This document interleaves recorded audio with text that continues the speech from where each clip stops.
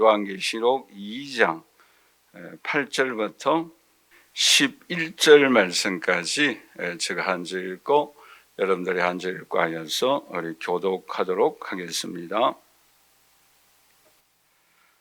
서문화 교회 사자에게 편지하라. 처음이며 마지막이요 죽었다가 살아나신 이가 이르시되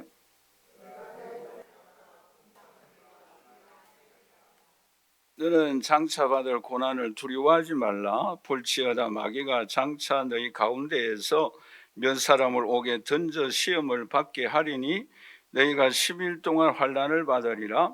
네가 죽도록 충성하라. 그리하면 내가 생명의 관을 내게 주리라. 귀 있는 자는 성령이 교회들에게 하신 말씀을 들을지어다. 이기는 자는 둘째 사망의 해를 받지 아니하리라. 아멘. 서문화 교회 할 때의 서문화라는 그 뜻이 뭔가 하면 참 좋아요. 그 뜻이 향수 또는 몰약이라는 뜻을 갖고 있습니다. 근데 여러분, 몰약하면 떠오르는 생각이 있죠. 크리스마스와 연관이 있죠.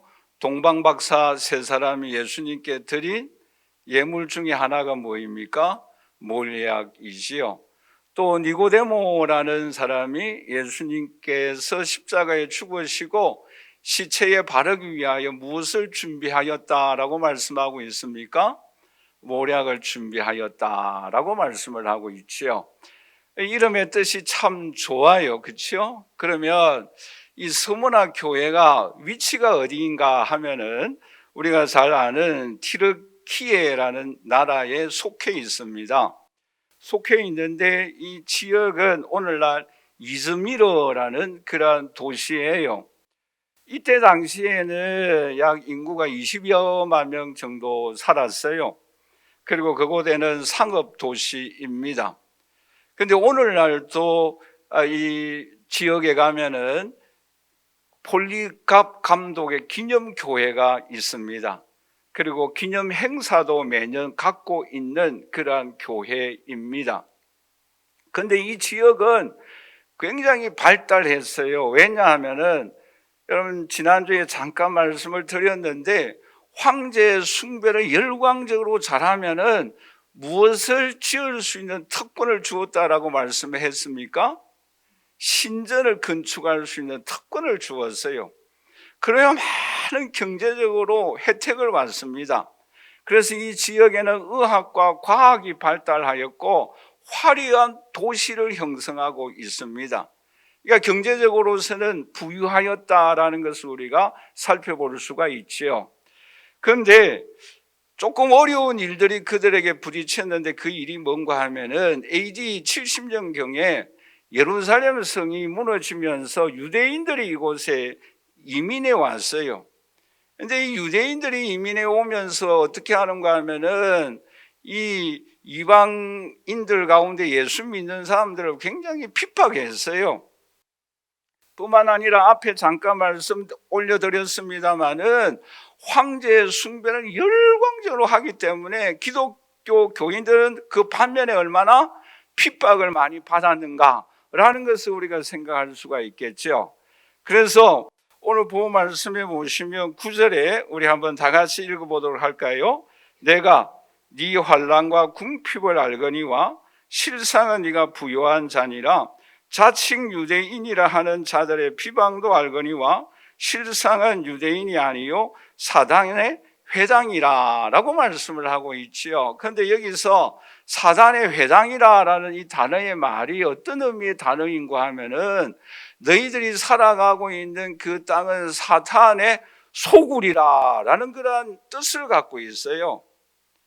그러니까 이 서문화 교회가 얼마나 핍박이 많고 어려운가라는 것을 우리가 살펴볼 수가 있지요. 그런데 여기서 주목하여야 할 부분이 있어요. 그게 뭔가 하면은 사탄의 소굴이라고 말씀하고 있고 살아가는 환경은 그런 환경 어렵고 힘드는데 그런데 이 교회가 뭐예요? 7교회 중에 빌라델비아와 함께 칭찬만 받은 교회예요. 여기에 여러분들의 생각을 좀 하여야 합니다. 이렇게 사단의 소굴과 같은 황제 숭배, 열광적이고 유대인들이 이미 와서 이 이방인이 예수 믿기 때문에 핍박하고 그런 환경 속에서 칭찬만 받았다. 여기에 우리에게 교훈이 있어요. 그게 뭔가 하면은 핍박과 어려움 가운데서도 예수 때문에, 복음 때문에 그 환난을 견디고 참고 신앙생활을 많이 열심히 하였다라는 사실을 여기서 오늘 우리에게 교훈하고 있다라는 거지요. 더 나아가서 오늘 조금 전에 우리가 읽었습니다마는 내가 네 환난과 궁핍을 알거니와 실상아 네가 부자라라고 말씀을 하고 있어요. 여기서 나중에 자세히 설명을 드리겠습니다마는 이 궁핍하다라는 이 단어가 절대 빈곤의 삶을 살아가는 거지와 같다라는 내용의 말씀이에요. 그러니까 이 서문화 교회 성도들은 정말 거지와 같은 신앙의 삶을 살아가고 있었어요. 그러나 주님 보실 때는 어떻게 보셨다? 부자라라는 거예요. 우리가 앞으로 이제 라오디게아 교회도 살펴보겠습니다만은 요한계시록 3장 17절 말씀해 보시면 이렇게 말씀을 하고 있지요. 네가 말하기를 나는 부자라라고 말을 했어요. 라오디게아 교회는 실제적으로 부자들이 많이 살고 있는 동네였어요. 그러나 주님께서 보실 때는 가난하다라고 말씀하고 있어요. 여러분 보세요. 주위의 사람들이 나를 보기에 부자로 보는 것이 좋겠어요? 아니면 주님께서 보실 때에 부자로 보시는 게 좋겠습니까? 목사님, 두말할 필요 없이 다른 사람이 볼 때도 부자로 보이고 예수님이 볼 때도 부자로 보이기를 원합니다. 이것이 우리의 솔직한 마음 아니에요? 그렇죠? 그런데 여기서는 뭐예요? 이 서문화 교회 성도들은 실제적으로서는 매우 가난했어요. 그러나 주님께서 보실 때는 부자로 보고 있다라는 거예요. 여기서 오늘 우리들은 한 가지 중요한 교훈을 또한 발견해야 합니다. 그게 뭔가 하면은 우리 한번 다 같이 따라서 할까요? 예수 때문에 축복도 받고 은혜도 받고 능력도 받습니다만 손해보는 것이 있다라는 거예요. 그런데 그것을 주님께서 아신다라는 것입니다. 손해볼 때의 손해가 아니라 부자로 보신다라는 거예요. 옆에 있는 분에게 이렇게 이야기해 보십시오. 제가 부자로 보이나요? 앞으로 부자가 다 되시기를 주님의 이름으로 간절히 축원합니다. 자, 그러면 예수님께서 이 서문화 교회를 보시고 어떻게 하셨는가? 크게 두 가지 면에서 우리가 함께 살펴보고자 하는데, 첫째는 뭔가 하면은 예수님은 서문화 교회에 이런 모습으로 나타나셨다라는 것이요. 그 어떤 모습으로 나타나셨는가 하면은 두 가지 모습으로 나타나셨어요. 8절 말씀인데 우리 한번 다 같이 읽어보도록 할까요? 서문화 교회의 사자에게 편지하라. 처음이요 마지막이요 죽었다가 살아나시니가 이러시되, 여기에서 이 서문화 교회 예수님은 두 가지 모습으로 나타나셨어요. 하나는 뭐입니까? 처음이요 마지막이다 라고 말씀하고 있고, 또 하나가 뭐예요? 죽었다가 살아나신 분이시다 라고 말씀을 하고 있죠. 근데 여기에서 크게 5가지 예수님의 모습을 강조하고 있는데, 첫 번째로서는 처음이다라는 이 내용의 말씀은 어떤 의미의 내용의 말씀인가? 우리 창세기 1장 26절 우리 같이 한번 읽어보도록 할까요? 하나님이 이르시되 우리의 형상을 따라 우리의 모양대로, 잠깐만요. 하나님이 이르시되 누구의 형상대로, 누구의 모양대로? 우리의 형상과 우리의 모양으로 사람을 만드셨다. 나의 형상이 아니라 우리의 형상이다라고 말한 이유가 뭐예요? 이때부터 창조주 하나님뿐만 아니라 성자 예수님, 성령님이 함께 계셨다라는 사실을 여기서 오늘 우리에게 말씀하고 있습니다. 오늘 이 자리에 함께 예배드리는 저와 우리 사랑하신 성도 여러분, 하나님뿐만 아니라 예수님, 성령님이 창조 때부터 처음부터 계신 줄 믿습니다. 이것을 여기서 강조하고 있는 거예요. 뿐만 아니라 마지막이다라는 내용의 말씀은 예수님께서 이 땅에 재림하실 뿐만 아니라 재림하셔서 이 세상을 심판하신다라고 말씀하고 있죠. 히브리서 9장 27절에서 28절에 이렇게 말씀을 하고 있습니다. 한 번 죽는 것은 사람에게 정한 것이고 그 후에는 뭐가 있으리라? 심판이 있다라고 말씀을 하고 있어요. 그러니까 예수님은 창조 때부터 계셨을 뿐만 아니라 뭐예요? 이 땅에 재림하셔서 우리를 심판하시는 심판주이시다라는 사실을 여기서 오늘 우리에게 말씀하고 있습니다. 더 나아가서 예수 그리스도는 어떤 분이십니까? 죽었다가 살아나신 이가 라고 말씀을 하고 있어요. 왜 여러분 여기서 죽었다가 살아나신 분이시다라는 사실을 우리에게 강조하고 있겠습니까? 예수님 왜 십자가에 죽으셨어요? 우리를 위해서, 저와 여러분들의 죄를 용서해 주시기 위해서 십자가에 죽었다가 살아나신 이가라고 말씀하고 있는 거예요. 예수님은 죽음으로 끝이 아니라 사망 권세를 깨뜨리고 부활하신 주님이신 줄 믿습니다. 서문화 교회는 예수 때문에 죽어 순교하는 제물들이 많았어요. 그래서 여기서 죽었다가라는 단어를 강조하고 있는 거예요. 예수님은 우리의 죄를 위하여 죽었다가 끝이 아니고 다시 살아나셨어요. 우리의 죄를 위하여 죽었다가 부활하셨어요. 예수를 위하여 죽는 서문화 교회 성도 너희들도 죽음으로 끝이 아니라 부활하는 날이 있다라는 것을 여기서 우리에게 교훈해 주고 있습니다. 오늘 저와 여러분들도 죽음으로 끝이 아니라 부활이 있는 줄 믿습니다. 그뿐만 아니라 주님은 지금도 살아 계세요. 여기서 살아있다라는 내용의 말씀은 지금도 생명의 역사가 일어나고 있다라는 내용의 말씀입니다. 여러분 정말 그런 마음이 들지 않습니까? 우리가 하루하루 살아가면서 정말 하나님의 은혜가 아니고서는 살아갈 수 없다라는 생각이 들지 않습니까? 그러나 하나님의 은혜가 역사하는 곳에 생명의 역사가 일어나고 하나님의 은혜 역사가 일어나는 곳에 부활의 능력이 역사하시는 줄 믿습니다. 여러분 에스겔 37장을 보세요. 마른 뼈다귀들이 너무너무 많이 널려져 있었어요. 희망이 없어요. 절망적이에요. 여러분 때때로는 우리의 신앙의 삶의 모습이 그러하지 않습니까? 앞을 보아도 뒤를 보아도 옆을 보아도 마른 뼈다귀 같은 상황이에요. 그러나 그럴 때에 살아갈 수 있는 비결이 무엇입니까? 위를 바라보는 거예요.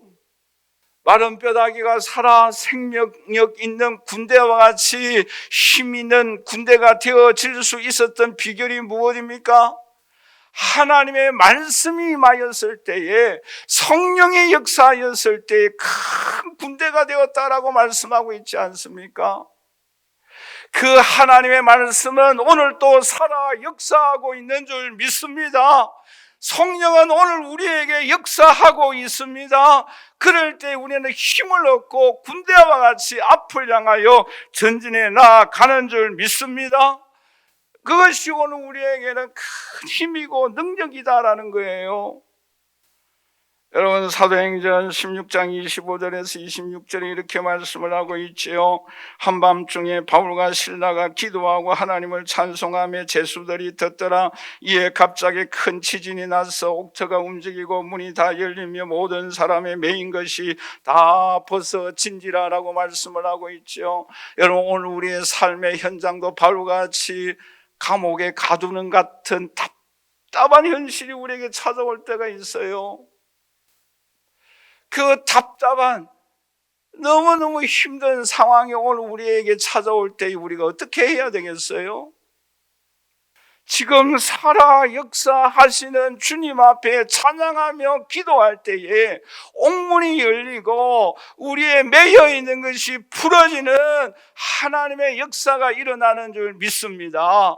그것이 우리의 신앙이지 않습니까? 여러분, 어떤 기사를 보니까 몇 년 전인데 우리나라에 점집이 많이 있잖아요, 그렇죠? 그런데 전국에 있는 점집의 1년 그 매출이 얼마 정도 된다라고 생각합니까? 4조래요, 4조. 뭐 별로 모르네요, 그렇죠? 4조. 그런데 표말에 기독교인 우대라는 표말이 있대요. 우리 교회 성도님들은 한 번도 안 가신 줄 믿습니다. 군사님 어떻게 여기까지 오셨어요? 그렇게 인사한다는 거예요, 자기끼리.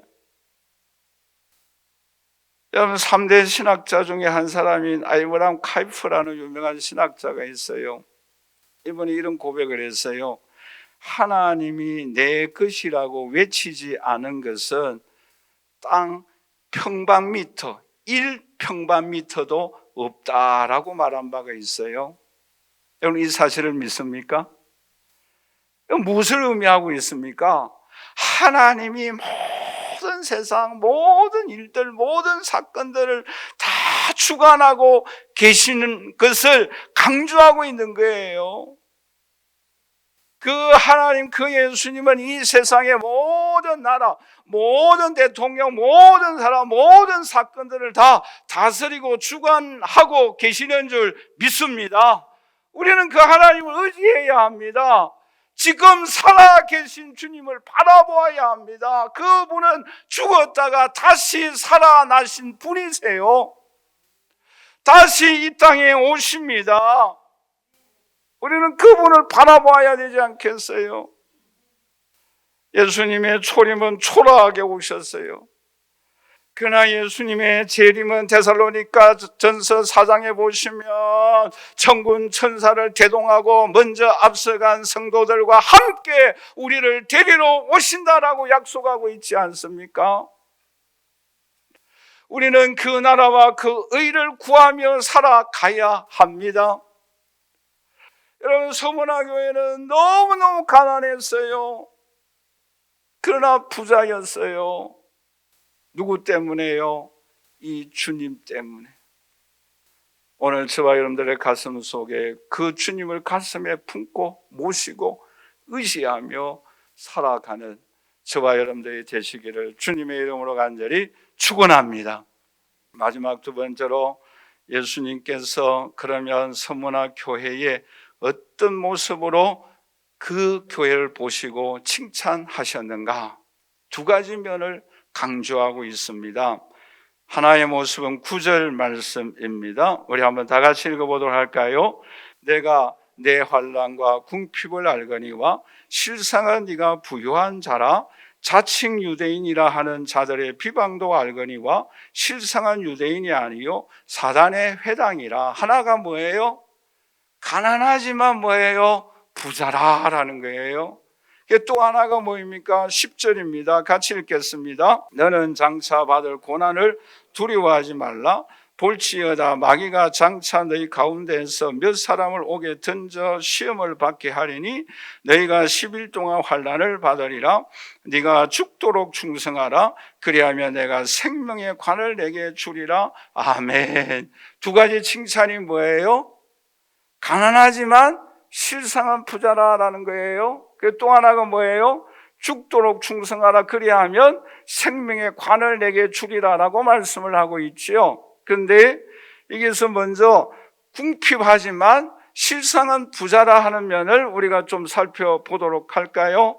여기에서 환난이라는 단어가 어떤 의미의 단어인가 하면은 무거운 돌이 그 위에 올려져서 찌그러지는 상태를 의미하고 있는 거예요. 그러니까 큰 돌이 있잖아요, 그렇죠? 그 돌이 우리 위에 이렇게 올려져서 찌그러진 그 상태가 바로 환난이다라는 단어의 의미입니다. 여러분, 이 서문화 교회 성도들을 한번 생각해 보세요. 황제 숭배를 그렇게 열광적으로 하니까 그 사람들 눈에 안 띄기 위하여 얼마나 조바심이 나겠어요. 또 이 유대인들이 얼마나 이방인들은 구원은 없다, 이방인들은 지옥에 뗄감이다라고 생각하는 사람들이 예수 믿고 구원받는다고 하니까 얼마나 미워하겠어요, 얼마나 핍박하겠어요. 그러니까 그 사람들에게 안 들키기 위하여 숨어서 그 짓눌린 그 정신 상태를 한번 생각해 보세요. 그리고 여기 궁핍이라는 이 단어가 우리 헬라어 단어의 뜻이 있는데, 이 뜻이 한마디로 말씀드려서 어떤 의미인가 하면은 절대 빈곤의 상태예요. 조금 상태가 아니라 절대 빈곤에, 다른 사람의 도움이 없이는 살아갈 수 없는 상태를 의미하고 있는 그런 단어의 말이에요. 그런데 보세요. 예수님이 어떻게 말합니까? 실상은 부자라라는 거예요. 여기서 여러분, 이 실상이라는 단어가 두 가지 큰 의미가 있는데, 그 하나의 의미가 뭔가 하면은 보통 사람의 눈에는 깊이 있어서 보이지 않는 거예요. 그러니까 다른 사람의 눈에는 보이지 않는 거예요. 그런데 그 보이는 것은 우리의 삶에 근본적인 힘을 주는 능력이다라는 거예요. 그 실상이라는 단어가 중요하다라는 거예요. 함부로 그 누가 볼 수가 없어요. 너무 깊이 있어요. 그런데 깊이 있는데 그것은 뭔가 하면 우리의 삶에 근본적인 힘을 주고 능력을 주고 문제를 해결하여 주는 그 무엇이다라는 거예요. 그런데 이 실상이라는 단어와 함께 어떤 단어가 따라오는가 하면은, 영어를 사용해서 죄송합니다만은 but, 그러나 단어 있잖아요, 그렇죠? 그게 늘 항상 따라와요. 감을 잡겠죠. 네가 가진 것은 없으나 부유한 자다라는 거예요. 네가 지혜가 없으나 지혜로운 자다라는 거예요. 가난한 자 같으나 부유한 사람이다라는 거예요. 약한 자 같으나 강한 자다라는 거예요. 히브리서 11장을 여러분 잘 아시지 않습니까? 믿음은 뭐예요? 바라는 것들의 실상이에요. 여러분, 아브라함에게 약속하신 하나님의 약속이 뭐입니까? 바다의 모래와 같은 하늘의 별과 같은 후손이에요. 그런데 지금 아들이 없어요. 자녀가 없어요. 그런데 하나님은 뭐예요? 창세기 13장에 보니까 동서남북을 바라보래요. 뭐가 동서남북 뭐 캄캄해요. 창세기 15장 5절에는 하늘의 별을 바라보래요. 뭐 어린 아이예요. 별 보고 뭐 하나 둘 네 별 네 별 하게요. 그를 보면서 뭐예요? 실상은 없지만 하늘의 별과 같은 바닷가의 모래 같은 후손을 바라보는 거예요. 여러분, 다윗을 생각해 보세요. 꼬마예요. 그러나 골리앗이 앞에 있는 거예요. 눈에 보이는 거는 뭐예요? 골리앗이에요. 그러나 나에게 있는 거는 뭐예요? 물맷돌이에요. 현실은 물맷돌이에요. 골리앗이 어떻게 이길 수가 있겠습니까? 목동이에요. 아버지조차도 인정을 받지 못하였던 사람이에요. 그런데요, 만군의 여호와의 이름으로 나아갈 때에 골리앗이 넘어지는 거예요. 그러나 나는 할 수가 없어요. 나는 부족해요. 그러나 실상은 부유한 사람이에요. 여러분, 우리는 이 비밀을 알아야 합니다. 우리는 이 능력을 경험하여야 합니다. 고린도후서 6장 9절에서 10절에 우리 한번 다 같이 읽어보도록 할까요? 무명한 자 같으나 유명한 자고, 죽은 자 같으나 보라 우리가 살아있고, 징계를 받는 자 같으나 죽임을 당하지 아니하고, 근심하는 자 같으나 항상 기뻐하고, 가난한 자 같으나 많은 사람을 부유하게 하고 아무것도 없는 자 같으나 모든 것을 가진 자다라는 거예요. 여러분, 이 비밀을 아시겠어요? 우리는 알아야 할 뿐만 아니라 경험해야 합니다. 고린도후서 12장 9절에 바울은 이런 고백을 하지 않습니까? 나에게 이르시기를 내 은혜가 네게 족하도다. 이는 내 능력이 약한 데서 온전하여 침이라. 그러므로 도리어 크게 기뻐함으로 나의 여러 약한 것들에 대하여 자랑하리니 이는 그리스도의 능력이 내게 머물게 하려 합니다라고 말씀하고 있습니다. 우리는 약하지만 주님 앞에 나아가면 강한 자가 될 줄 믿습니다. 여러분, 고린도후서 4장 16절에 이렇게 말씀을 하고 있죠. 그러므로 우리가 낙심하지 아니하노니 우리의 그 사람은 낡아지나 우리의 속 사람은 날로 새로워지는 도다 라고 말씀하고 있지 않습니까? 여러분, 저는 우리 교회 젊은 청년들을 바라보며 너무너무 기뻐요. 그런데 어떤 면에서는 부러워요. 왜? 저의 모습은 주로만 늘어나고 있으니까 저 시절 한 번만 더 돌아왔으면 참 좋겠다, 그런 마음이 들 때가 있어요. 다 있잖아요, 그렇죠? 근데요, 오늘 저와 여러분들이 이 말씀을 보고 힘을 얻어야 돼요. 위로를 받아야 돼요. 그게 뭐입니까? 우리의 속사람이 날로 새로워지는 거예요. 이 기쁨이 오늘 우리에게 있어야 합니다. 우리의 그 사람은 늙어가요. 할 수 없잖아요. 세월을 누가 이길 수 있습니까? 그러나 우리의 속사람이 새로워지고 속사람이 능력을 얻고 속사람이 예수 그리스도와 교제함으로 기쁨을 누리고 동행의 기쁨을 누리는 그 기쁨이 오늘 우리에게 너무나 크다라는 거예요. 오늘 이런 은총과 축복이 저와 여러분들에게 임할 수 있기를 주님의 이름으로 간절히 축원합니다. 또 한 가지, 죽도록 충성하라. 그리하면 생명의 관을 내게 주리라라고 말씀을 하고 있죠. 여러분, 여기서 이 충성이라는 단어가 헬라 단어에 보시면 피스티스라는 그 믿음이라는 단어와 동일한 어원을 갖고 있어요. 죽도록 충성하라라는 이 단어의 의미가 뭔가 하면은 순교하라라는 그런 의미가 아니고, 우리 한번 다 같이 따라서 할까요? 믿음을 끝까지 지키라. 끝까지 그 자리를 지켜라라는 거예요. 한마디로 말해서 믿음직하다, 믿음직스럽다, 저 사람 믿을 수 있는 사람이다 라는 그런 의미의 말씀이에요.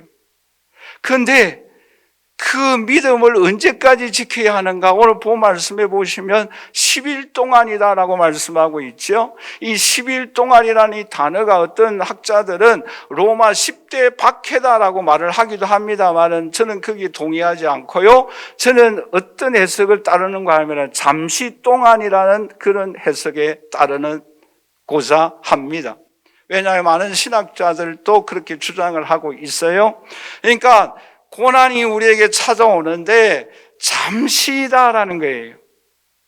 그런데 반드시 뭐예요? 믿음을 끝까지 지키면 주어지는 면류관 상급이 있는데 그게 뭐예요? 생명의 관이다라고 말씀을 하고 있죠. 여기서 생명의 관이다라는 것은 왕이 쓰는 관이 아니라 올림픽 경기에서 1등을 하면 주는 그 면류관, 그 월계관을 의미하고 있다라는 거예요. 말하자면 오늘 저와 여러분들이 끝까지 믿음을 지키면 뭐예요? 주님께서 면류관을 주신다라는 거예요. 할렐루야! 우리는 그 면류관을 받았어야 되지 않겠어요? 그런데 정말 끝까지 믿음을 지킨 대표적인 인물 중에 한 사람을 우리가 예를 들고자 합니다. 그 사람은 서문화 교회의 유명한, 우리가 잘 알고 있는 그 폴리갑 감독입니다. 여러분, 제가 앞에도 말씀을 올린 바와 같이 이 지역은 너무나 황제 숭배와 이 우상들이 너무 극심하였어요. 이 폴리갑도 잡혀갔어요. AD 160년이고 이 폴리갑은 86세입니다. 우리가 간단하게 말씀을 올려드리면 재판관이 이런 제안을 합니다. 감독님, 한마디만 하십시오. 가이사 황제가 신이라고 한마디만 하시면 석방시켜 주겠습니다. 그럴 때에 폴리와 감독이 어떻게 말합니까? 저는 86년 동안 예수님을 왕으로 섬기고 주로 섬기고 나의 구세주로 섬겼는데 86년 동안 그 예수님이 나에게 한 번도 나를 멸시하거나 나를 멀리하지 아니하고 나에게 은혜를 베풀어 주셨는데 제가 어떻게 예수님을 나의 구주로 모시고 있는데 황제를 나의 신으로 나의 주로 고백할 수 있겠습니까? 라고 대답을 했어요. 그리고는 재판관에게 어서 저 야수를 나에게 불러주셔서 사자의 맹수의 먹이가 되게 해달라고 요청을 했어요. 그러니까 여러분 이 서문학 이 시에 그 당시에 얼마나 살았다고 그랬어요? 20여만 명이 살았는데 2만 명 10분의 1이 모여와서 그 모습을 지켜보고 있는 거예요. 그러니까 군중들이 외치는 겁니다. 화형에 처해라라고. 그래서 결국은 화형을 당합니다. 그런데 폴리와 감독이 이런 말을 합니다. 나무는 잠깐 타다가 꺼집니다. 그러나 오늘 우리에게는 영원히 꺼지지 아니하는 심판의 불이 있습니다. 예수 믿지 아니하면 영원히 꺼지지 아니하는 그 불에 탑니다. 그리고는 마지막으로 이런 기도를 드립니다. 오 하나님, 저로 하여금 순교의 제물이 되게 하여 주심을 감사합니다. 영원한 부활로 주님의 그 은총, 그 하나님 나라에서 영원히 살게 하옵소서. 저를 제물로 받아 주십시오. 여러분, 폴리갑 감독의 순교는 그 씨앗은 헛되지 아니하였어요. 로마의 황제의 핍박이 그때부터 서서히 꺼지기 시작하였어요. 그리고는 오히려 불신자들이 폴리갑 감독이 기도하였던 영원히 꺼지지 아니하는 불, 그것을 두려워하여서 오히려 뭐예요? 변화되어지는 사람들이 많아지기 시작하였어요. 오늘 이 자리에 함께 예배드리는 저 우리 사랑하시는 성도 여러분, 오늘 우리는 이 세상에 살아갈 때 가난할 수가 있어요. 환난이 우리에게 찾아올 수가 있어요. 그러나 오늘 저와 여러분들은 주님께서 보실 때에 부자로 볼 수 있는 하나님의 자녀들이 되시기를 주님의 이름으로 간절히 축원합니다. 우리의 삶의 형편에 어려움이 있습니까?